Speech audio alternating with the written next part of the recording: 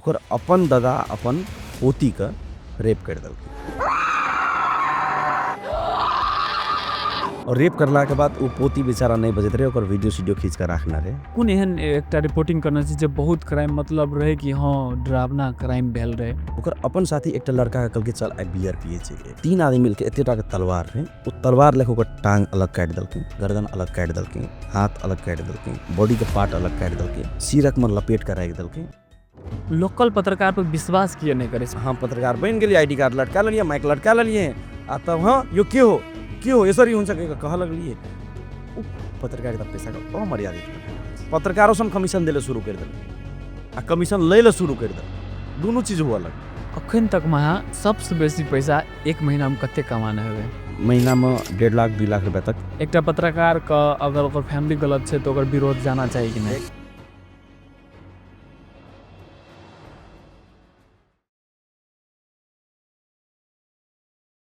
एक गप ई क्वेश्चन चालू करे से पहले नेपाली किए चूज के लिए? जब हम मिथिला से छलिए तो नेपाली पत्रकारिता करे कथी चूज के लिए? नहीं नेपाली पत्रकारिता चूज करे खातिर हमर तेन नहीं है, नेपाली या मैथिली के कहते सेम चूजे करके नहीं चले छे। हम तो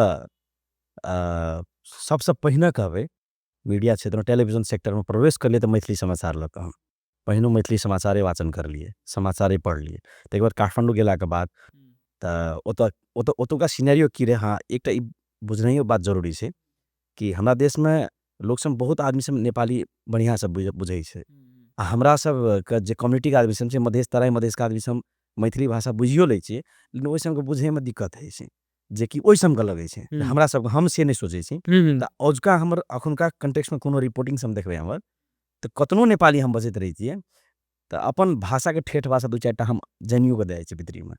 उ लोग सब सुनबो करे, सीखबो करे, बुझबो करे के जानियो के दे छे। हाँ एकटा पहचान हम लोग सब कहे छे कि शुद्ध नेपाली बोला ना सोनू के हम कहलिए शुद्ध शुद्धे छे, बीच में ढुका देबे तो कम से कम अपनो माइट पानी तो झलकते तै खातिर।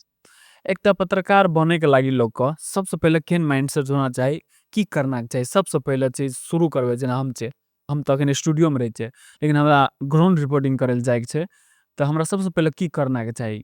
साहस बेसी होना चाहिए कि हमरा ओका पूरे इन्फॉर्मेशन होना चाहिए, या ककरो सपोर्ट चाहिए, पॉलिटिकल चाहिए या कुछो चाहिए?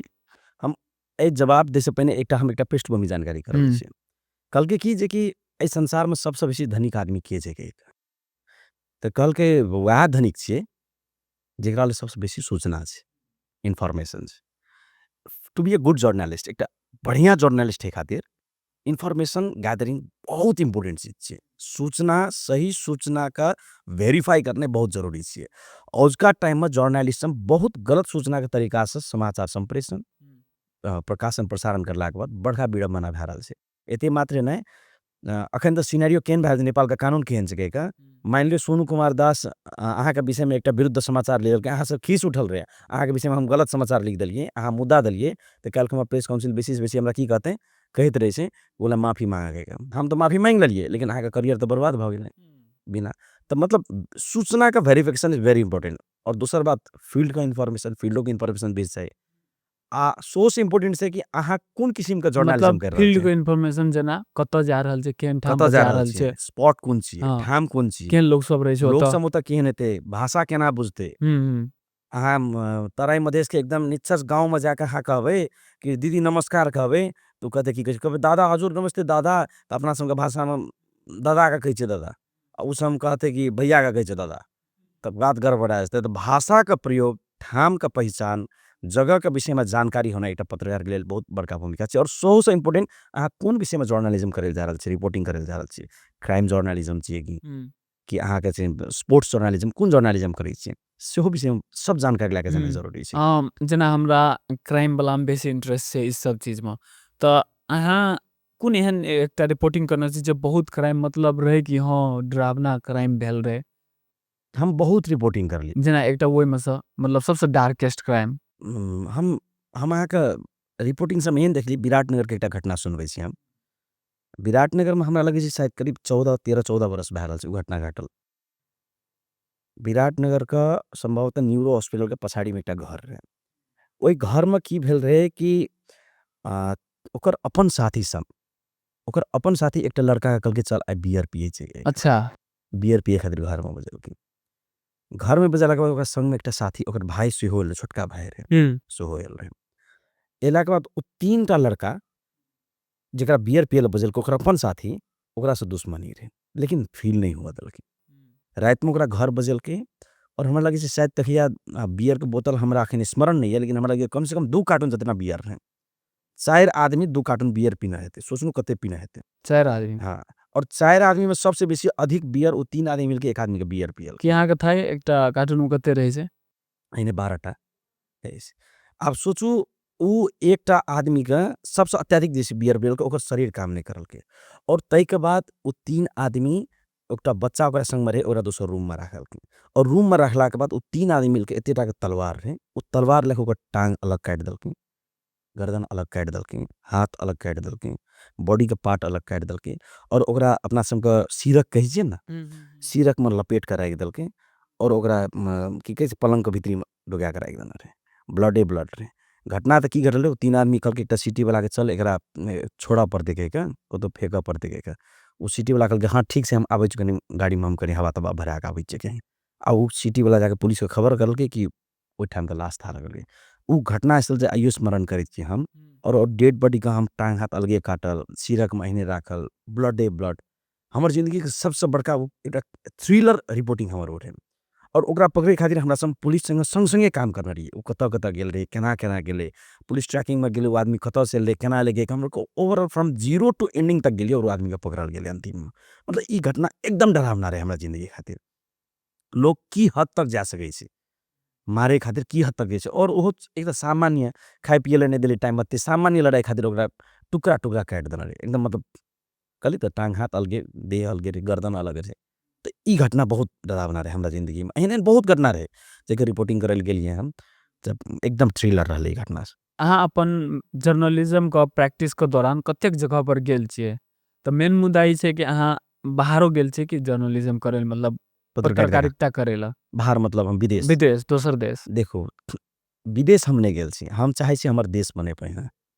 ई ठाम बनतै न। अब कहबै त कथी कनी बेसी गप कर रहल छै सोनू, लेकिन यथार्थ में कब अपन देश बनाओ कि देश बर्बाद भ रहल छै। ई देश बनाए जरूरी छै, हम विदेश नहीं गेली। हम त विदेश तक छोड़ दियौ, हम अपन मधेश बनबै खातिर हमर मधेश ठीक है, हमर अपन गाम ठाम ठीक है खातिर हम त काठमांडू के नौकरी छोड़ के हम एतऽ एलिए। तहिया काठमांडू में जे 80,000 टका तलब दैत रहो, 80,000 टका तलब छोड़ के आ तब एलिए कि कहलिए कि कम से कम हम 5,000 टका तलब से हम फ्री में काम करबै लेकिन अपन ठाम बनेबै कहि के घुम के एलिए। तै खातिर हम विदेश त नहीं गेल छी हम। जाए के त ऑफर्स हम बहुत एलै लेकिन अखन तक नहीं गेल छी। कोनो अधिकारी क या बड़का पोस्ट वाला आदमी सब क कतौ घूस लैत अहाँ पकड़ाना छियै। अगर पकड़ाना छियै त ओकर कारण अहाँ के ऊपर दबाव आबैत रहैया या अखन तक आबैया कि तखन मात्रे आयल अगर पकड़ाना छियै त?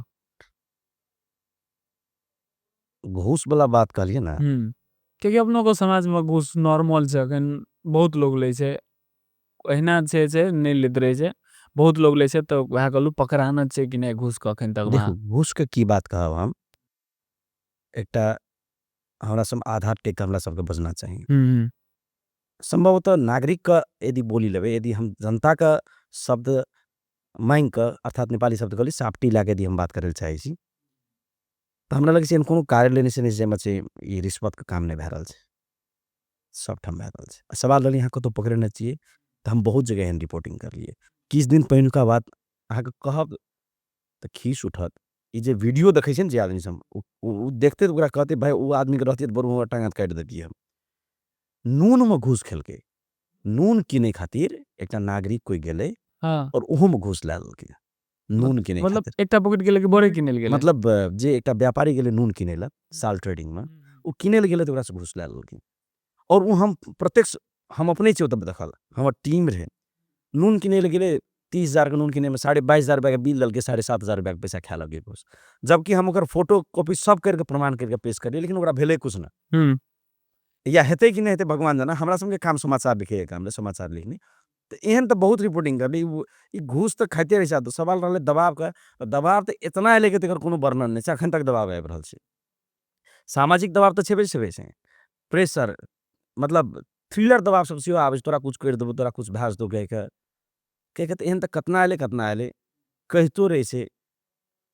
एकटा घटना में त सुनसरी जिला के एकटा तेलियारी नाका में आइ से 4 साल पहिने माछ का तस्करी है, ओकर रिपोर्टिंग करे गेल रही तो गोली फायर तक कर देने रहे 3:30-4 बजे भोर के बाद से तो माछा तस्करी हेत रहे मतलब रिपोर्टिंग करला के बाद यदि ईमानदारिता के साथ रिपोर्टिंग करबे तो अहाँ चल रहा अते भीड़ से रिपोर्टिंग करे छे ककरो पकड़ाय के देश खातिर से घूस लेली एना करली ओना करली पकड़ाबे छे लेकिन जब रिपोर्टिंग करला के बाद जे ओकरा नहीं पकड़े छे पुलिस कोनो कार्रवाई नहीं होय छे त अहाँ केन फील होया ई देश केहन छै कि काला चीज के सफेद बनायल जायल छै एखन एहन समाज भए गेल छै कि एखन हम कहे छिए हम देखा दै छिए कि गलत छै नागरिक कह रहल छी गलत छै लेकिन उ कहे छै हम गलत नहीं करना चाहिए और संबंधित निकाय सेहो के जे छानबीन कर देबे वो छानबीन नहीं हेत रही छै हेयो अखन तक त निर्मला पंथ के अखन तक छानबीन चलते छै आब कहिया हैत तो ओइ ठाम में छी हमरा सब आशावादी छी छानबीन हेते लेकिन कतो ईमानदार ऑफिसर मिल जाय छै त कार्रवाई कर दै छी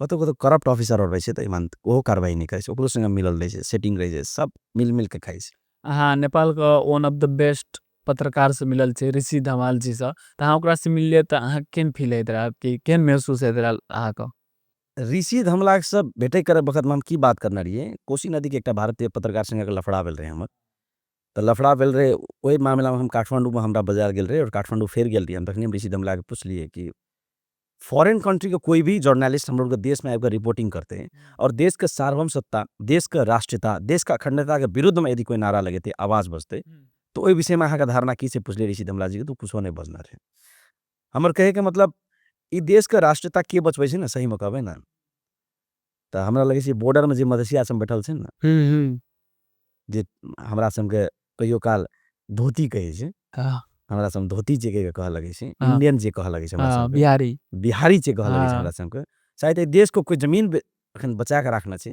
जगह के भूमि नहीं रहना छै भूमि के सुरक्षा करना छै तो शायद वह करिया अहाँ मधेसिया छै वह करिया हम मधेसिया छै और कोई नहीं छै अब ओकरा धोती कहूँ अहाँ बिहारी कहूँ अहाँ या जे कहूँ त उ देश के सुरक्षा करे खातिर हमरा सबके लड़ऽ पड़ते तो जखन जहाँ ओकरा से क्वेश्चन पूछलिए तो कुछ हम जवाब देलक कहल के से है ना गर्न मतलब पूरे मौन हां मतलब उ जे इंडिया से पत्रकार आयल रहे एक्चुअल में दिन भेल की रहे और उ करे की छले अपन देश में आबि क भेल रे की देखू कि हम तैया सुनसरी जिला में रहिए हम मतलब हम विभिन्न जिला के रिपोर्टिंग करते रहे छी हम सुनसरी जिला में रहिए हमरा घटना सूचना एले कि कोसी नदी में एक ट्रक उलट गेले के अच्छा तो उलट गेले हम कहले ई सेंसिटिव इशू छिए आदमी मर सके छै कुछो भए गेले त के उधर जाय पड़ते हम हमर कैमरा पर्सन लेके हम गेलिए ओतऽ गेला के बाद देखलिए सही में ट्रक में चल गेल छै सुनसरी के एसपी प्रभु ढगाल रहते या हम फोन करलिए एसपी साहब तो जेसीबी कथी खेराउ छ कखनी एते जेसीबी से ओकरा निकालते ट्रक तो कहल के आबि रहल छै करीब साँझ के 5-5:30 बजे के समय रहे शायद हमरा लगे छै तो कहल के और लेट से तखनी हम देखलिए एकटा इंडियन पत्रकार जे अपना के पत्रकार जी कहते रहे से ओतऽ रहे और हुनका साथ में एकटा बहिन से हो रहे हुनकर बहिन रही जे रहे हम बहिन कह छी ओकरा से हो रहे त बाते बात पर की करे लगले उ ना उ इंडियन जर्नलिस्ट ही स्टार्टेड उ की करे लगले कि एहन क्वेश्चन पूछल के ना सशस्त्र पुलिस के हमरो के देश के पुलिस के कहल के ई ट्रक पलटले केना तोरा के किया ना बचेलिए एकरा आप कहे छी एकटा ट्रक जे पलटऽ लगते तो सशस्त्र थोड़े ओकर हैंडल पकड़ते गियर पकड़ते या ब्रेक मारते तो ओकरा कहे तोरा के देश के प्रशासन कुछ न कर सके छै के कह लगले अच्छा देश पर बात दे देलके देश के बात दे देलके अब ट्रक पलटे से मान ले एक्सीडेंट भए रहल छै तो देश के पुलिस जाके हैंडल तो नहीं पकड़ते दुर्घटना भए रहल छै ओकरा बुझना चाहिए तो हमरो के पुलिस के गैर पड़े लगले अर्थात माने गलत तरीका से हमरो के देश के विषय में बता लगले राष्ट्र के विषय में बता लगले तब हम वो पत्रकारित करते रहे तब हम हस्तक्षेप करके हम कहलिए भाई तू हमरा देश में रिपोर्टिंग करे लेली और हमर देश के विषय में गैर पड़बी हमरा देश के विषय में विरुद्ध मत पछबी तोरा के अनुमति देलको तोरा आबे ले तो उ बात के लाके हमरा कहे छै से तू बेसी बुझै छी तोरा हम देखा देबो के और विभिन्न बातचीत भेले और वही में एकटा भारतीय महिला रहे जेकरा हम बहिन कहै छियै उ हमरा कहलक तू नेपाली छी से तोर नागरिकता देखियो अच्छा मतलब एकटा भारतीय आबि के हमरा नेपाली का नेपाली भूमि में आबि के और कहे तोर नागरिकता देखा के हमरा कहे छै जब तक हम ओकरा नागरिकता देखा देल देखी हमर नागरिकता छी और अपन गाम ठाम में अपना घर में गैर पड़े वक्त में हमरा सब नहीं छोड़बे तो राष्ट्र के विषय में गैर पड़ रहते राष्ट्र के अपहेलना करते तो छोड़ देबे उ जे छले उ कैमरा बंद करे कथि ल कहै साल के हमरो लोग वीडियो देखना छलिए हां ना कैमरा बंद करे ले खातिर कहते कि ओकर वीडियो जब कैमरा से लइए लेतिए तब तो हमरा प्रमाण रहतिए नहीं कोनो उ तो कैमरा ने उ तो हम ऑडियो रखना हमर कैमरा तो कोसी में फेंकत रहे तो हमरो के बचेलिए मतलब जेना तेना ओतुका स्थानीय से हम कहली ना देश के कोई भूमि बचा रहल छै तो मधेसिया, ओहि ठाम के मधेसिया से हमरा आर के बचेलकै। कहलकै कि नहीं एकरा सुरक्षा दिए पड़तै और वएह मधेसी समुदाय के सब आदमी सब ओकरा मतलब पछाड़ल के लखेटल के भगेलकै, कहलकै भाग, तब भागले तू। न तो तू कैमरा हमर कोसी में फेंक देती, हमरा कोनो प्रमाणे नहीं रहती। उ तो एते तक कहलकै कि ये हमको टच कर रहा है के कहलकै। अच्छा। हम कहलिए अखनियो वो वीडियो यूट्यूब में छै सब मतलब ठाम छै। कोनो से नहीं जीतले त हरासमेंट ई वाला हैरेसमेंट केस हम पे जा कतऽ टच लगले। कर लिए? तो दिखा दियो कतऽ टच कर लिए। वीडियो नहीं रहती तब तो कहती टच कर लिए, फच कर लिए, की कर लिए, की वो कर लिए। वीडियो में अहाँ बजते रहिए कि हाँ वीडियो से दिखा दै छो कहाँ कतऽ टच कर ले दिखा दै छै पेगा। जब नहीं है वाला तब अंतिम में मतलब ओते तक हैरेस मतलब ओते तक प्रेशर में काम करे अवस्था आयल रहे। अहाँ के ई फील भेल कहियो कि हम अपन देश के प्रधानमंत्री के गाइर पढ़ै छियै, लेकिन लोग पढ़तै त हम सहबो नै। देखो की से प्रधानमंत्री पद ना हुँ। एकटा गौरवमय पद छै। हमर घर में हमर बाबूजी गलत करते तो हम बाबूजी के समझे बाबू एना नहीं करके कहतौ। लेकिन हमरा घर पर कोई यदि उंगली उठेते तो हम छोड़बे नहीं। तो हमर प्रधानमंत्री के विरुद्ध में कोई बसते तो हम नहीं छोड़बे। हाँ हमर प्रधानमंत्री गलत छै, हम सचिएबे। तू इंडिया, बांग्लादेश, पाकिस्तान, चाइना साहब के तू किया समझेबी? तू तो हम न समझेबा, हमर कांचन हमर गार्जियन के समझे ना। तो हमर देश प्रति कोई यदि बजते, हमर राष्ट्र के विरुद्ध में कोई बजते, तो हम समझे छोड़ देबे। वो हमर घर के मामला हाँ, छियै। तू हमर घर के मामला छै, हम न सलटेबे। तू किया बीच में आबै छै? हमर कहे के मतलब से छै। ना एक बेर भेल रहे कि इंडिया में प्रधानमंत्री दया जैसा बजैत रहे केपी ओली दया यहाँ बीच में बजल रहे से एना कर देलकै ओना कर देलकै कि केपी ओली आबै छै त इंडिया से रिलेशन कनी खराब भए जाइ छै। नहीं एना छै अखन तक ओना हमरा सबके एखुनका बहाल वाला प्रधानमंत्री हुँ। भारत भ्रमण के बात सेहो भए रहल छै। कूटनीतिक बात छै, ई बात सब मीडिया में ओना बजे वक्त हम लोग का आधिकारिक कोनो निकाय नहीं छै। लेकिन प्राइम मिनिस्टर एकटा गौरवमय पद छै, हुनका बजायल गेल छै। अब उ इंडिया जेतै त इंडिया के रिलेशन बिगड़तै आ या प्राइम मिनिस्टर हमर चाइना जेतै त चाइना के रिलेशन बिगड़तै, ई हम नहीं कहि सकब। एहि खातिर नहीं कहब और हमरा सबके कहनो नहीं छै। हमरा सब त एहन देश छै जे देश आइयो शांति के रूप में चिन्हल जाइ छै कि अहाँ चाइना में देखियौ विभिन्न किसिम के क्राइम होइ छै, अहाँ के बम विस्फोट होइ छै, ई होइ छै, ओना होइ छै, इंडिया में होइ छै, नेपाल में कहियो सुनलियै? त हम त कहै छी हे पशुपतिनाथ से एहन कहियो हेबो न करे, नेपाल एहने सुंदर देश रहे। हुँ। आ सवाल रहले हमर देश के प्रधानमंत्री के यदि खबरदारी करे पड़तै हुँ। त हमरा सब व्यक्तिगत रूप में खबरदारी करबै। हुँ। कोनो अंतर्राष्ट्रीय देश खबरदारी करने जरूरी नहीं छै, हमरा सब कर लेबै अपने। हुँ। अ, जे एकटा पत्रकार जे काठमांडू में रिपोर्टिंग करै छै, त की लोकल पत्रकार को उ पत्रकार से डिसिप्लिन या कुछ सीखना चाही?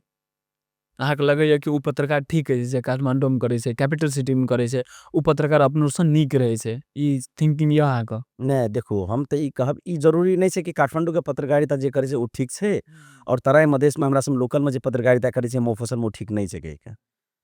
पत्रकारिता के अपने एकटा मर्यादा छै, देशे भर के मर्यादा छै। देश भर में एकेटा आचार संहिता में चलै छै, ओकर दुईटा कोनो कानून नहीं छै। आ सवाल रहले काठमांडू के पत्रकारिता ठीक कि हमरा सबके मोफसल के पत्रकारिता ठीक? हम त कहबै एहि गाम ठाम में अखन कोनो एकटा छोटका समस्या पड़ै छै त काठमांडू के मीडिया ऐप ओकरा कवरेज नहीं करै छै। हुँ। करै छै के त या अपन लोक पॉडकास्ट करतै, हुँ। या हम करबै, या लोकल करतै। हुँ। तो लोकल के ग्राह्यता बेसी दिए पड़तै। आ सवाल रहले हुनका से डिसिप्लिन अनुशासन के बात में रहले त पत्रकारिता अपने में एकटा मर्यादित पेशा छियै और एकरा मर्यादा में राखऽ पड़तै। हाँ, एकटा क्वेश्चन छै मतलब लोग सब लोकल पत्रकार पे विश्वास किया नहीं करे छै? ई पत्रकार लोकल पत्रकार के गलती छै कि या उ सेंट्रल पत्रकार पे लोग बेसी विश्वास करे? उ अगर झूठो बाजि देतै त लोग विश्वास कर लेतै। लेकिन हम अहाँ सचो बजबै न त लोग ओते विश्वास नहीं करतै। ई गलती केकर नहीं छै? एना एना गलती एहिमे नहीं छै। एहिमे की छै कि अहाँ अपन विश्वसनीयता कते बनेने छियै। हुँ। हुँ। अहाँ व्यक्तिगत अहाँ जे बजबै ओकर विश्वसनीयता कते छियै और हम कते बजबै तकर विश्वसनीयता कते छै तै पर डिपेंड पड़तै। हुँ। काठमांडू के टेलीविजन से हम बाजि देतै कि अपन पॉडकास्ट बहुत बढ़िया पॉडकास्ट छै आ लोकल के एते बढ़िया पॉडकास्ट नहीं छै ओइसे नहीं हेलै। लोकलो आदमी यदि अपन ईमानदारिता ओ अपन पेशा के नहीं बेचतै न त ओकरो विश्वास करतै। अखन त भए की गेल छै कि पत्रकारिता पेशा के बेचऽ लगल छै। हुँ। पत्रकारिता पेशा के पैसा से साटऽ लगल छै। पैसा देबही त तोहर समाचार बजा देबौ, नहीं देबही त तोहर समाचार नहीं बजेबौ। अवस्था अखन तेहन चलि रहल छै। अखन देखल जाय त नेपाल में 2 किसिम के पत्रकारिता भए रहल छै। एकटा मिशन पत्रकार आ एकटा कमीशन पत्रकार। त अहाँ के की विचार ये? मिशन पत्रकार आ कमीशन पत्रकार। हाँ। अहाँ के एहि शब्द प्रति न हमरा लगैया ई बात बुझनाइ, ई बात चीज के आउट होनाइ जरूरी छै। बात सही कहलिए। एखन मिशन पत्रकारिता, कमीशन पत्रकारिता दुनू शुरू भऽ गेलै। की लगे अहाँके कमीशन पत्रकारिता बेसी छै कमीशन एखन तऽ पत्रकारिता? हम तऽ कहब पत्रकारिता पेशामे हुँ, कि पत्रकारो सब कमीशन दै ले शुरू करि देलकै आ कमीशन लै ले शुरू करि देलकै। दुनू चीज हुअ लगलै। पत्रकार केकरा दै छै कमीशन? एखन तऽ हम अहाँके कहै छी ने, कते बेर मीडियामे चलि आयल छै, कते बेर सूचना समाचार चलि आयल छै। एखन विभिन्न मंत्रालयसँ, विभिन्न पालिका ओरसँ यदि कोइ विज्ञापन लए रहल छै तऽ ओतुको हाकिम आरके पैसा दिअ पड़ै छै कहिके बात आबै छै। बिना हाकिमके पैसा देना कहै छै से विज्ञापने नहि मिलतै। अच्छा, तोरा नहि देबो दोसरके दए देबै कहिके? दोसरके दए देबौ। एखन तऽ सेहो बात सब बाहर आबऽ लगल छै, यद्यपि एकर पुष्टि एले बाकी छै, लेकिन गंथन तऽ सेहो शुरू भऽ गेल छै। तब बिना हवा चलने तब एहने पात तऽ नहि डगमगेतै ने। तऽ भऽ तऽ कुछ रहल छै एतऽ। हाँ, हाँ, तऽ ई कमीशन पत्रकारिताके बात रहलै एखन की, तऽ लोक सब एते तक भऽ गेल छै एखन, समाचार खींच कऽ चलि आबै छै आ तब कहलक रे भौ पैसा देबही तऽ समाचार नहि देबो, आ पैसा नहि देबही तऽ समाचार हम राखि देबो। अब तेना तेना हुअ लगल छै। तऽ ई चीज, ई तऽ हम एकदम तथ्य पर कहै छियै। फेर हमर ई बोलीसँ कोनो भी पत्रकारिता पेशाके अमर्यादित हिसाबसँ हम पुष्टि करै लए नहि चाहै छी, लेकिन हम ई कहै छी जे आदमी गलत छै तकरा गलत कहै पड़तै। हुँ, और एकर एकदम हम तऽ सबसे इम्पोर्टेंट बात कहब पत्रकारिताके विषयमे, डॉक्टर बनै खातिर एमबीबीएस पढ़ऽ पड़ै छै, इंजीनियर बनै खातिर engineer, civil engineer, electrical engineer पढ़ऽ पड़ै छै, वकील करे खातिर एलएलबी करऽ पड़ै छै, एखन वकील पढ़ऽ पड़ै छै, करऽ पड़ै छै ने। आइ काल्हि बिजनेसमैन बनै खातिर बीबीएस करि रहल छै लोक सब। तऽ भाई पत्रकारिता पढ़ै खातिर, पत्रकारिता बनै खातिर कोन पढ़ाइ छै?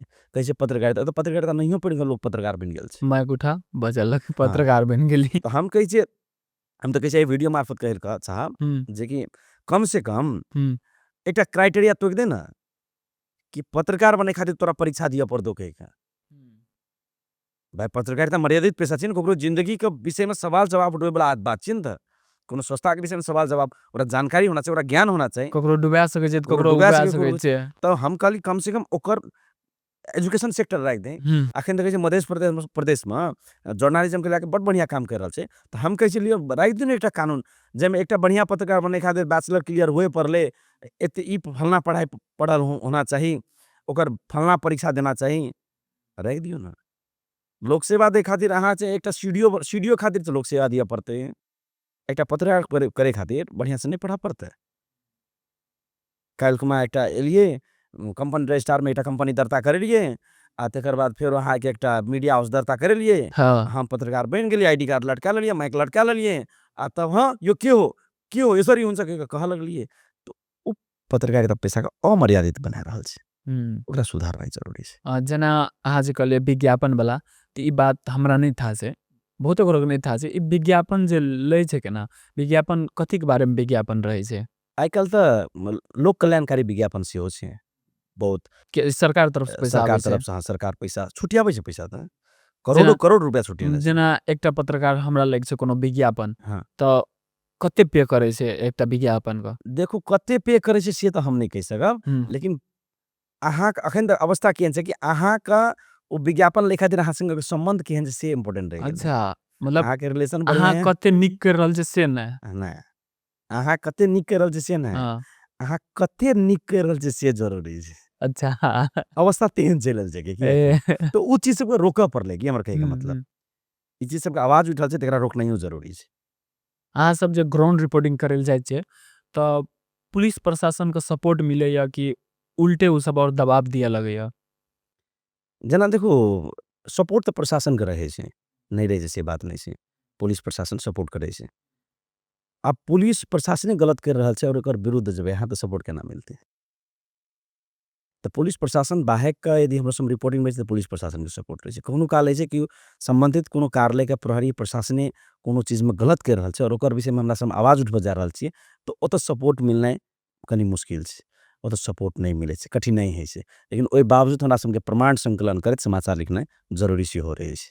तऽ चलू फास्ट 7 के तरफ चलै छै। एहिमे अहाँ शॉर्टमे आंसर देबै। Please please. सच्चाई या पैसा? सच्चाइ। इमरजेंसी केसमे सबसँ पहिले एकटा पत्रकारके की करना चाही? सबसँ पहिने सम्बन्धित निकायके जानकारी कराना चाही आ परिवारके जानकारी कराना चाही। अहाँ गॉडपर विश्वास करै छियै कि नहि? एकदम करै छियै। पत्रकारके लागि सबसँ इम्पोर्टेंट चीज की छियै? सूचना। हमरा अगर ग्राउंड रिपोर्टिंग के बारे में कुछो नहीं था से अचानक ओतऽ चलि गेलिए तो सबसे पहले ओकरा की करना चाहिए? देखो एहन बहुत घटना आबै छै, हम कनि एकर विषय में विस्तृत कनि जानकारी करबै चाहै छी। एहन बहुत ठाम होइ छै कि मानि लियो अखन जाइत रही तिरवन चौक कतऽ से था नहीं छै, खाली मोबाइल में लेके तिरवन चौक में बम विस्फोट कहिके तऽ हमरा तऽ जाए पड़तै। आब ओहि विषय में तिरवन चौक कतऽ छै, ओतऽ केहन आदमी हेतै, की छै, ओना सर्च करब तऽ टाइम लगतै। ओहि घटना में तुरंत ध्यान देना चाही, अपन सुरक्षा के दृष्टिकोण सुरक्षित रहऽ पड़लै और रिपोर्टिंग करऽ पड़लै, फील्ड में जाके काम करऽ पड़लै। ए सोचऽ लगबै तब तखन टाइम वेस्ट भए जाएत तब। एकटा पत्रकार जे कॉमन मिस्टेक करै छै ओकरा नहीं करना चाही। वो अखनका टाइम में शुद्धा शुद्धि के बहुत समस्या आबै छै, अर्थात नेपाली भाषा में समाचार बेसी समय आबैत रहै छै तऽ ओहिमे शुद्धा शुद्धि के बेसी मिस्टेक होइत रहै छै, हम से देखै छी, कॉमन मिस्टेक हम ओकरा रूप में लेब। एकटा पत्रकार का अगर ओकर फैमिली गलत छै तो ओकर विरोध जाना चाहिए कि नहीं? एकदम जाना चाही। अहाँ विराटनगर से रहै छियै तऽ अहाँ राजे बिराज के, लेकिन अहाँ विराटनगर से लिए तऽ हम अहाँ से एकटा पत्रकार के नजर से पूछे ले चाहे छी कि की देखलिए विराटनगर में और सप्तरी में, मतलब उ प्रदेश में एहि प्रदेश में लिए तऽ की फर्क बुझायल? नहीं फर्क तो एहन कुछ नहीं भेल, फिर भी पत्रकारिता पेशा है छै कि ओहो ठाम पत्रकारिता पेशा वही प्रैक्टिस से जा रहल छै, मधेशो प्रदेश में पत्रकारिता प्रैक्टिस वही नजर से जा रहल छै। हम की कहली, सब आदमी खराब नहीं है छै कि मतलब पत्रकार के नजर से हम कहलू कि मतलब विकास को बात हम पूछलो। डेवलपमेंट के बाद हाँ। डेवलपमेंट के बाद हम मधेश और विकसित हुआ पड़ले, विकास हुआ पड़ले। कि हमरो के कोशिश होके त जाइ छियै तऽ लगैत रहे छै कि कनी चलि एलियै कि दोसर अथी चलि एलियै, नीक लगै छै, गाड़ी पर बैठल रहे छै, जर्किन कम भए जाइ छै, हाँ सफा लगैत रहे छै, सब कुछ सफा जगह लगै छै, किया? एना से देखो ऑन द कंपैरिजन यदि करबै तऽ एहि ठाम से डेवलपमेंट ओहि ठाम छै नहीं छै, से बात नहीं छै। डेवलपमेंट फिर एतो भए रहल छै, लेकिन मधेश में जे हिसाब से डेवलपमेंट होना चाहिए ना, नहीं भेलै। आइयो मधेश में शिक्षा बढ़िया नहीं छै, आइयो मधेश में स्वास्थ्य क्षेत्र में बढ़िया से सेवा उपभोग नागरिक नहीं पाबि रहल छै, सरकारी अस्पताल में बढ़िया बेड नहीं छै, सरकारी विद्यालय में जेबै तऽ शिक्षक छै, विद्यार्थी नहीं छै। शिक्षक तो छोड़ दियौ, सरकारी विद्यालय के तऽ हम अवस्था एहन तक देखै छी कि हेडमास्टर सब अखन नगरपालिका गाउँपालिका दौड़ैत रहै छै कि हमरा बिल्डिंग बनबै के छै, बिल्डिंग बनबै के छै, बिल्डिंग बनबै के छै। विद्यार्थी चाहे के छै तै खातिर नहीं, हमरा भौतिक संरचना बनबै के छै। तऽ हम ई कहली कि जा तक हमरो के डेवलपमेंट सब डेवलपमेंट में नहीं जेबै ता तक केना डेवलपमेंट हेतै। आ दोसर सवाल रहलै कि हमरा सब अहाँ सबके चाहना सेहो कि चाहना एहि अर्थ में कि आइ हम कोट लगबै छियै तऽ नीक लगै छै, तऽ काल्हि कहबै एकटा टाइयो रहतै तऽ नीक लगतियै। तऽ अहाँ कहलियै जेना एना में तऽ कनि कम जर्किन लगल, कनि ओना चलि गेल तऽ जर्किन कम लगै छै। तऽ बात सवाल की रहलै कि हमरा सब कनि ओहो छियै ना, मतलब एहिसँ और बढ़िया कनि भए जेतै कि एहिसँ और कनि बढ़िया भए जेतै। आइसँ 15 साल पहिनुका राजविराज इंसान के अथिये छै कि आइ 10 टका कमबै छै तऽ काल्हि 20 कोनो टका भए 20 जाए टका कि भए हाँ। जेतै। एकटा सेहो सोच लए कऽ मधेश राजो बिराज डेवलपमेंट नहीं भेलै, नहीं छै। काल्हि यहाँ सिरहा रोड खदहा रहै पूरा, एकदम खाल्डो मतलब पूरा खदहा रहै कि तहिया ग्रावेल रहै, आइ ढलाई भेल छै। आइ रोड त्रिभुवन चौक जे कहै छै अपना सब, जे आंदोलन होइत रहै छै, पहिने रोड बहुत छोट रहै, अखन नमहर भेल छै, डेवलपमेंट भेल छै कि, लेकिन हमरा सब और डेवलपमेंट ताकै छै। काल्हि नाला नहीं रहै तऽ नाला मांगलियै, अब नाला एलै तऽ ओकर स्लैब मांगि रहल छियै, अब स्लैब एलै तऽ पोल चाही, पोल एलै तऽ लाइट चाही। नहीं एगो बात छै कि तऽ सरकार तऽ पैसो तो दे रहल छै हाँ, दए ना, रहल तऽ छै, उ नाला का दए रहल झाँपे छै, वाला बनबै खातिर, दए रहल छै, पोल बनबै दए रहल खातिर। नहीं, वो डेवलपमेंट बढ़ते जेतै कि, हाँ। लेकिन तुलनात्मक रूप में मधेश और विकास होनाइ जरूरी छै। मधेश में तऽ हम कहब नेता सब जानि के नहीं पढ़ा रहल छै कि, और नहिये पढ़ा के ओहि संगे ठेक के वोट लए रहल छै। सिंपल एंड क्लियर एकटा चीज कहू जे अहाँ प्रदेश नंबर 1 में देखलिए, 2 में नहीं देखलिए। जे चीज ओतऽ देखलियै और एतऽ विराटनगर नहीं में देखलिए, सप्तरी में आबि कऽ राजविराज में नहीं देखलिए। एकटा चीज।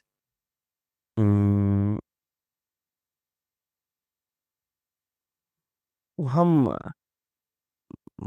मधेश प्रदेश और कोसी प्रदेश के बात करबै तऽ तुलनात्मक छै, फिर हम वर्स्ट इन्वेस्ट कहि रहल छै, वर्स्ट इन्वेस्ट एहि अर्थ में हम नीक नहीं कहि रहल छी एखनियो, कम नीक के छै से कहि रहल छै। सुशासन के सवाल में मधेश में सुशासन फीतलो, सुशासन कमजोर छै। एकर मतलब कोसी प्रदेश में सुशासन बड़ बढ़िया छै सोनू कहि रहल छै, हम सेहो नहीं कहै छी। ओतो बढ़िया और सुशासन हुआ पड़लै, क्रॉस फाइंडिंग चेक में और सुशासन बढ़िया हुआ पड़लै। मधेश में अखनका अवस्था देखबै, कोई गलत कर रहल छै तऽ ओकरा न्याय मिले में मुश्किल छै, मुश्किल से न्याय मिल रहल छै। अदालत जाइ छै तऽ श्रीमान सम तऽ न्याय दैयो दै छै, लेकिन हमरा सम सामाजिक प्राणी सम सेहो ओकरा न्याय दै के अवस्था में नहीं रहल छी। तो सुशासन का कमी कमजोरी हम देख रहल छी। सुशासन कमी अब बात राज-बिराज पे चले आयल छै त भरखरे जे छै एकटा कहै छै एसपी जाके गोली मारि देलकै एगो आदमी क। तो एसपी नहीं इंस्पेक्टर इंस्पेक्टर जाके गोली मारि देलकै।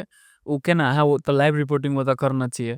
राजगढ़ का घटना कह रहल हाँ, छै हाँ। ग्राउंड रिपोर्टिंग जाके कर लिए त कि ई सच में गोली मारल गेल छै कि लोग अफवाह बना देने छै नहीं मारि देलकै कहि क।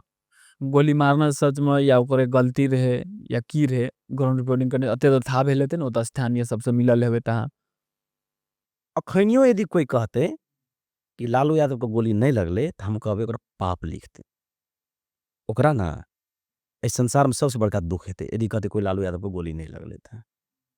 लालू यादव तस्कर रहिए, लालू यादव चोर रहिए, लालू यादव फटार यदि कोई कहि रहल छै त ओकर छानबीन कयल जाए। लेकिन लालू यादव को गोली नहीं लगले ई बात यदि कोई कहि रहल छै त उ गलत बात छै। हम ओइ घटना में गेल छियै, अगर हुनकर कनिया जे क्रिया में बैठल रहे, हमर रिपोर्टिंग में सेहो छै, यदि वीडियो देखबै त देखब, ओकर कनिया कहि रहल छै कि हम ओकरा पकड़ के तान के लावलिए। वीरेंद्र यादव इंस्पेक्टर गोली बंदूक हाथ में लोडेड रहे, ओकरा पकड़ के लाके फिर ओकरा गोली शूट करलकै। ओकर कनिया के वर्सन छियै। त कोई एकटा क्रिया में बैठल एकटा ओकर कनिया जेकर घर वाला मरि गेलै, छाती पर हाथ राखि के कोई कहि दो न कि उ झूठ बजै छै कहि के। हे सत्य तो छै न, धर्मो छै न कम से कम, ओहो त मानऽ पड़ै न। गोली नहीं लगल छै से बात नहीं छै। हम कहली यदि कोई गलत करे छै त देश में ई कानून त नहीं छै कि ओकरा जाके गोली मारि देबै कहि के। अब कहते से घटना परिस्थिति ठीक नहीं रहे। ए भाई घटना परिस्थिति ठीक नहीं रहे, हम त की कहब। ओइ दिन का घटना में जम्मा 11 टा पुलिस मात्रै गेल छै गाँव में। ओ रात में 8:30 9 बजे 10 बजे के आसपास में। जब पुलिस के था रहे सूचना कि ओतऽ से फलना घटना घटै छै त बेसी पुलिस लेके नहीं जाना चाही। बेसी पुलिस लेके जैतिए, सबके पकड़ के लेके अइतिए, मारतिए गोली कथी ला। ई त पुलिस के बड़का सूचना संकलन में सेहो पुलिस के कमजोरी रहे। यदि पुलिस के यदि सही सूचना रहती त पुलिस 50 तक पुलिस के लेके जैतिए। लालू यादव को उठा के लाबतिए। लालू यादव के यदि ओतऽ डिस्टर्बेंस करतिए त 100 आदमी को उठा के लेके अइतिए। पुलिस के ओते हिम्मत नहीं छै कि यदि कोई गलत करे त सबको उठा के लाबि सकबै।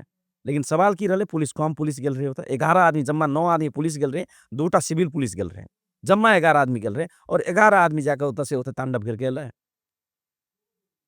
त ई घटना बुझनाइ जरूरी छै कि इन्फॉर्मेशन सूचना संकलन में बड़का चूक भेल छै ओतऽ।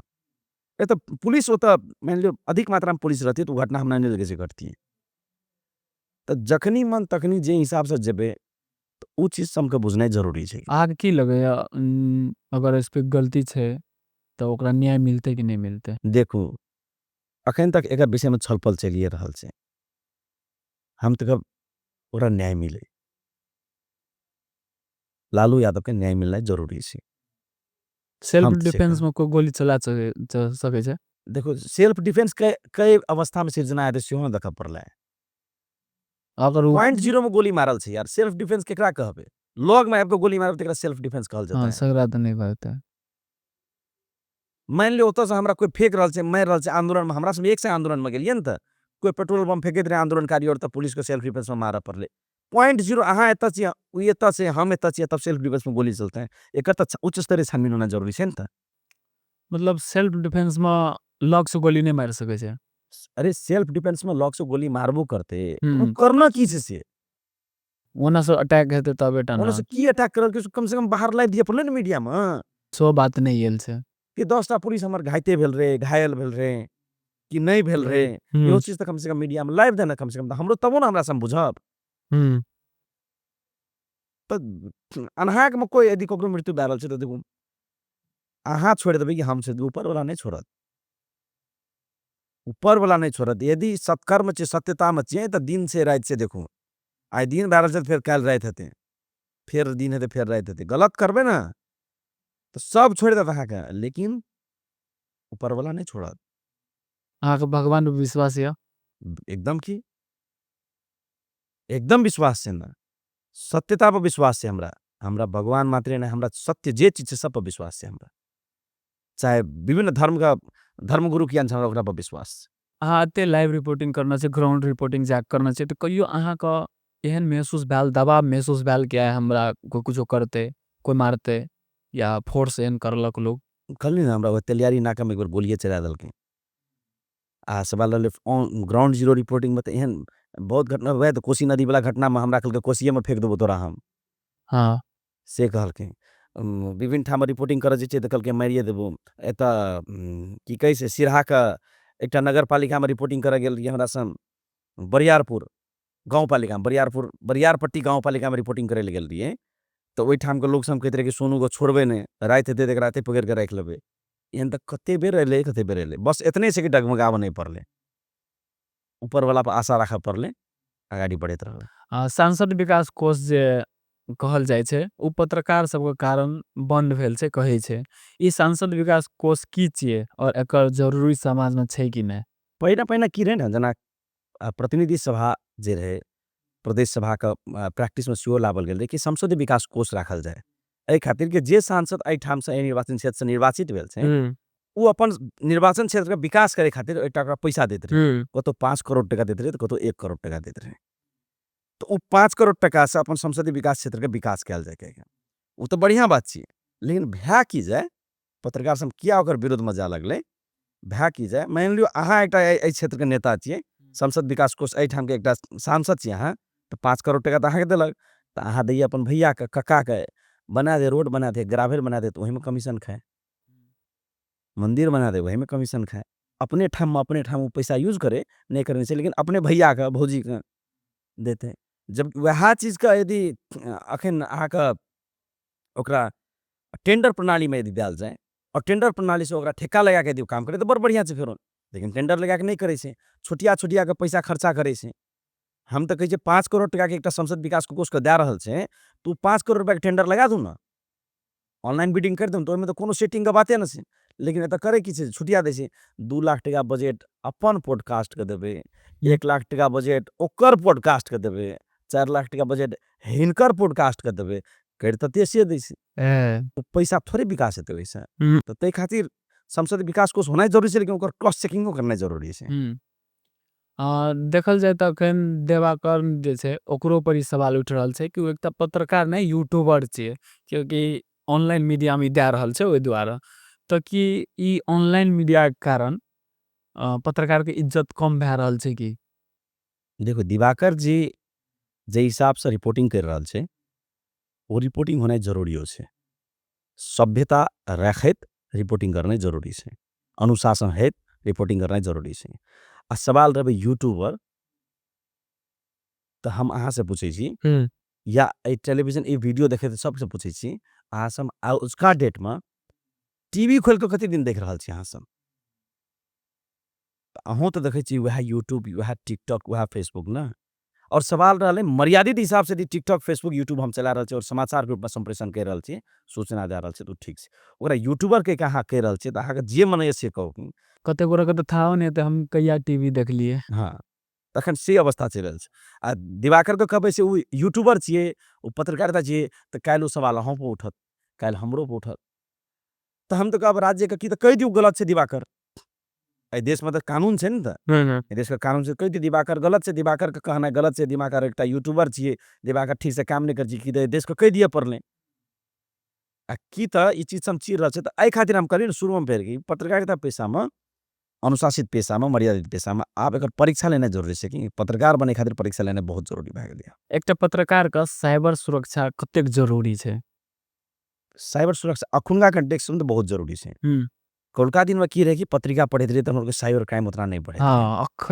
अखन तो की भए गेलै कि और इतना गंदा तरीका से आगाड़ी बढ़े लगले कि हेडलाइन एकटा समाचार एकटा से जा लगले मतलब अपशब्द सब सेहो अब समाचार भित्री में राखा लगले अपशब्द सब बहुत एहन समाचार में चलि आयल छै तो ई चीज सब के विषय में जानकारी तत्काल साइबर ब्यूरो साइबर क्राइम के मुद्दा लग जेतै और दोसर बात नेपाल में अखन विद्यमान कानून केहन बना देने छै कि यदि कोई भी पत्रकार यदि प्रेस काउंसिल से प्राप्त सूचना विभाग से या जिला प्रशासन कार्यालय या घरेलू से यदि दर्ता करके यदि पत्रकारिता नहीं कर रहा है तो सीधे साइबर ब्यूरो पूछे छै प्रेस काउंसिल से दर्ता छ कहलकै नहीं से दर्ता तो नहीं से दर्ता तो साइबर ब्यूरो में मुद्दा चला दे आ एकर दर्ता छ तो छ तला एकर नियमन तो है करतब तब मुद्दा नहीं ते खातिर साइबर संबंधी जानकारी होना बहुत जरूरी है साइबर पर बात चले रहल छै तो एकटा बात अहाँ प्रश्न पूछे चाहलू कि आइ तक साइबर वाला रिपोर्टिंग करना चाहिए कतहु जेना कोनो लड़कीके कोनो चीज लीक भए गेलै, कोनो लड़का कोनो एमएमएस लीक भए गेलै, लड़की कोनो एमएमएस लीक भए गेलै, तऽ एहि चीज पर अहाँ करना चाहिए रिपोर्टिंग कि हाँ, नहि? बहुत रिपोर्टिंग कर इहो विषयमे रिपोर्टिंग बहुत ही करना चाहिए हम।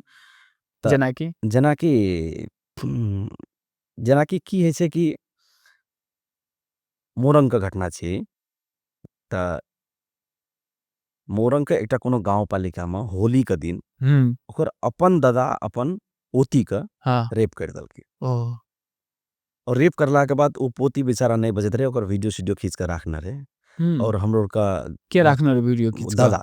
अच्छा। और ताहिके बाद हमरा सबके सूचना मिलल रहे, और तखनी हमरा सब ई सूचना मिललाके बाद ओतऽ रिपोर्टिंग करऽ गेल रहिए। और हमरा सब उ सब कोई व्यक्ति सब वो वीडियो का लीक करे के प्रयास में रहे, और हम लोग के कह देने रहे कि ई लीक हेतौ तो बाबू सब आदमी फंसबी, मतलब जे लिख के रहल छै सेहो फंसबी। मतलब किया कि ओहो बच्चा के तो मानव अधिकार से बाल अधिकार छै न त, ओकरो इज्जत छै न त, तो उ फंसबी। सवाल रहले सब आदमी दादा के बचबे ले चल गेल रहे। त तई टाइम में हम अपने विषय अपने हम रिपोर्टिंग करके कह के डीआईजी साहब के कह के, तखनी डीआईजी सुदीप गिरी डीआईजी साहब रहे। डीआईजी साहब को कह के तब रंगेली का इंस्पेक्टर स्वयं स्पॉट में जाकर वो बच्चा के उद्धार करना रहे, ओकर विषय में जाहिर दर्ता करन रहे। त एहन रिपोर्टिंग सब सेहो करना चाहिए। मतलब उ वीडियो बना के पूरा ब्लैकमेल करे छले? ब्लैकमेल त नहीं, उ अपना मनोरंजन खातिर राखने रहे। ओह! हमरा जते तक लगैया, लेकिन शायद उ पकड़ाव पड़ि गेलै अखन उ दादा जे रहे ओकर उ पकड़ाव पड़ि गेल छै। एकटा ब्रूटल केस ही रहे। ब्रूटल एहन बहुत केस हम देखली कि मतलब समाज केहन कतऽ जाइ छै एखन थाहे न लगै छै कि कोन दिशा में कखन रहे छै ककरो था नहीं कन्नो छै। से कन्नो जाइ छै, एहन क्राइम घटै छै। हाँ। एकटा सबसे इम्पोर्टेंट बात, अखन सोशल मीडिया से देखैत रहै छियै बहुत पत्रकार छै, तऽ ओकरा ओते व्यूज और नहीं जाइ छै, क्योंकि सोशल मीडिया में व्यूज अनुसार पैसा मिलै छै। तब एकटा पत्रकार के पैसा कमबै के स्रोत की छियै? पत्रकार के पैसा कमबै के स्रोत उ जतऽ नौकरी में छै ओकर सैलरी हेतै। नौकरी और के साथ-साथ पत्रकारिता कर रहल छै कि नहीं मतलब मतलब पत्रकारिता अपने एकटा मतलब कोनो पेशा छियै कंपनी न में त, ज्वाइन छै कोनो तऽ? कंपनी में ज्वाइन छै, हाँ, ओ काम करै छै ओतऽ तऽ हाँ, ओकरा ओतऽ से सैलरी मिलतै, हाँ। काम जे करतै। जेना स्वतंत्र में छै, मतलब असगरे असगरे पत्रकारिता कर रहल छै तऽ कतौ त कतौ लिखतै, कतौ कोनो न कोनो संचार माध्यम में लिखतै, ओसे तऽ लेकिन अखुनका टाइम में पत्रकार के कमबै के स्रोत एकटा यूट्यूब भए गेल छै। यदि कोई बढ़िया पत्रकार सब यूट्यूब के बढ़िया से चला रहल छै, तऽ ओहिमे से पैसा कमबै छै। सोशल मीडिया से सेहो पैसा कमबै छै, लेकिन विडंबना नेपाल में फेसबुक और टिकटॉक से पैसा कमाई अखन तक नहीं छै। जब हमरा इंडिया में हमरा सबके बहुत साथी सब पत्रकार साथी सब छै, जे सब महीना के 15 लाख 20 लाख 25 लाख उठबै छै। फेसबुक से फेसबुक से फेसबुक से एक महीना में 25-25 लाख तक उठबै छै। देखने लेकिन छियै? हाँ, हम देखने छियै। अच्छा, अखन तक में अहाँ सबसे बेसी पैसा एक महीना में कते कमाने हेबै? नहीं पूछना चाही, लेकिन सबके मन में रहे छै कि हाँ एकटा पत्रकार कते कमबै छै कहि कऽ। एकटा रेंज में और एकटा मैक्सिमम कते कमाने हेबै? नहीं, जेना हमरो के जेना सोशल मीडिया हैंडलिंग से विज्ञापन और से सेहो चलि आबै छै। जेना हमरो के विज्ञापन प्रसारण कर दै छियै। विभिन्न प्राइवेट ऑर्गेनाइजेशन और विज्ञापन दैत रहै छै। तऽ उ सब कमाइए में तऽ नहीं जाइ छै, लेकिन हम एकटा अर्निंग कहै छी, फिर खर्चो होइ छै। हाँ। तऽ एकटा अर्निंग में बेसी से बेसी महीना में 1.5 लाख 2 लाख रुपया तक चलि आबै छै। लेकिन फिर ओहि हिसाब से ओकर स्टाफ मैनेजमेंट में खर्चा होइ ई छै। भेल बेसी से बेसी। बेसी से बेसी अखुनका टाइम में। तऽ स्टाफ मैनेजमेंट में खर्चा होइ छै, इलेक्ट्रिकल जेना अहाँ के पॉडकास्ट में कैमरा छै, माइक छै, एकर ठीक-ठाक छै, विभिन्न किसिम के खर्चा छै, तऽ ओ सब में खर्चा होइ छै। आ रेंज में मतलब हर एक मंथ तो एबे करतै हमर बांधले छै। 50-60 हजार 70 हजार ओह! चलि आबै छै। अहाँ के विषय में स्टडी करैत खुना हमरो के पता चललै कि अहाँ 7 साल तक न्यूज़ 24 के लागी काम करने छियै। तऽ की पत्रकारिता करे के लागी काठमांडू जाकर न्यूज़ बड़का न्यूज़ चैनल में काम करनाइ जरूरी छै?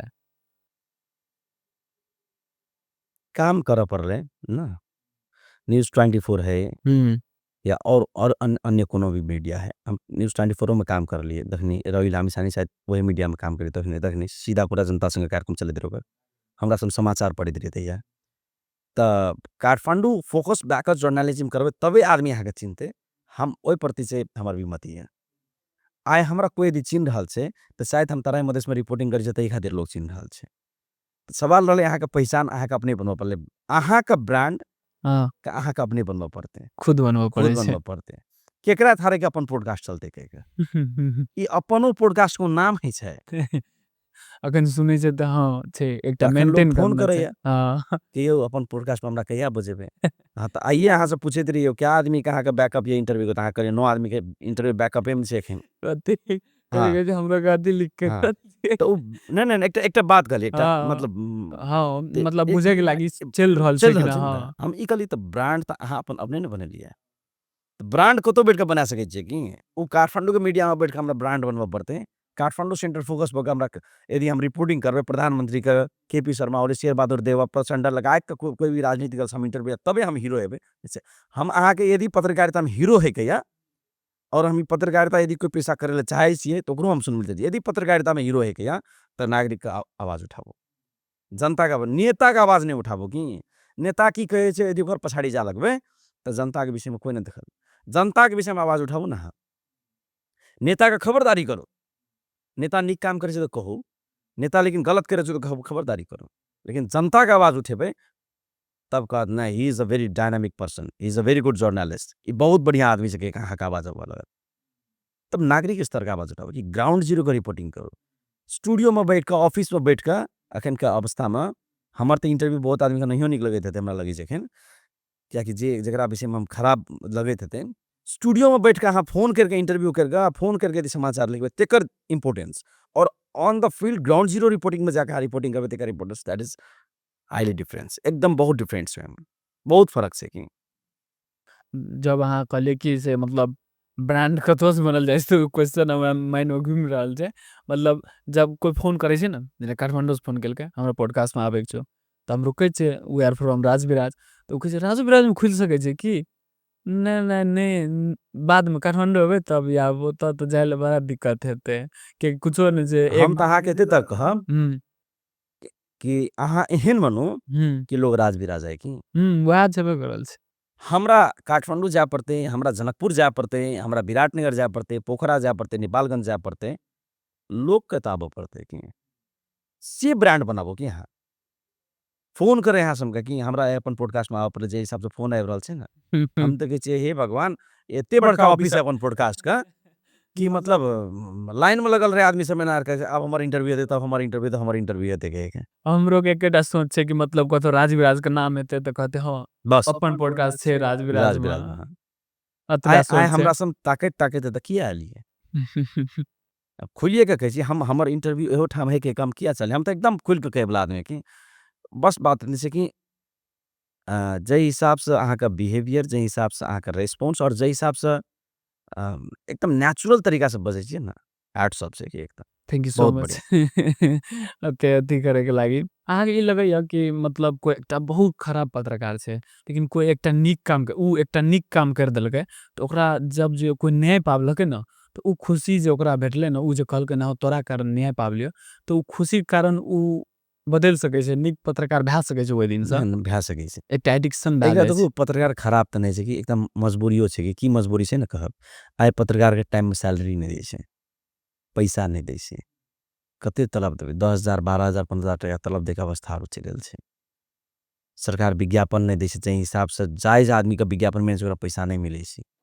तऽ जायज पत्रकार के पैसा नहीं मिल रहल छै तब उ सब करे की छै कि जहाँ नेता के विषय में बढ़िया बात कर देलो तो 10,000 टका दे देलक तो पैसा राखै छै तब एकटा हम तऽ की कहली ना कि तै लेवल का पैसा कमबै के अवस्था और नहीं छै हाँ बहुत बहुत कठिन सेहो छै पत्रकारिता पेशा में इहो एकटा बड़का समस्या छै कि खाइ ले नहीं अप्ठ्यार होइत रहै छै बहुते पत्रकार सब कोविड के टाइम में तो हम स्मरण करै छी कितना घर में सामल दाल लग गेल रही तो उ के देखते थे ई समस्या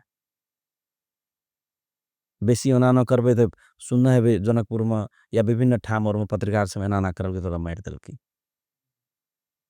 तो मारि देलकै तो बस बात खत्म 1 मिनट के सीन रे मारि देलकै बस बात खत्म जिंदगी तो बर्बाद भेलै न ओकर और परिवार का डार्क साइड से अहाँ ई पत्रकारिता से खुश छियै हम अपन पेशा से खुश छियै तऽ अपन बच्चा सबके अगर अहाँ के बच्चा कहते हम पत्रकार में जेबै तऽ कि अहाँ ओकरा उत्साह करबै जाय के लागी ओकरा हेल्प करबै कि कहबै नहीं जो नहीं हम छेबे करल छै तो हाँ एहिमे नहीं जो हमर बेटा या हमर बेटी उ कहते हम जूता सिए वाला बनबै और ओहिमे नंबर 1 बनबै त हम ओकरा जूता सिबै वाला बने खातिर ओकरा खातिर हम जान दे खातिर तैयार छी। उ कहते हम केस काटे वाला बनबै हमर बेटा या बेटी लेकिन ओहिमे नंबर 1 रहबै त हम तैयार छी। कुछो कर टॉप में रह। टॉप में रह।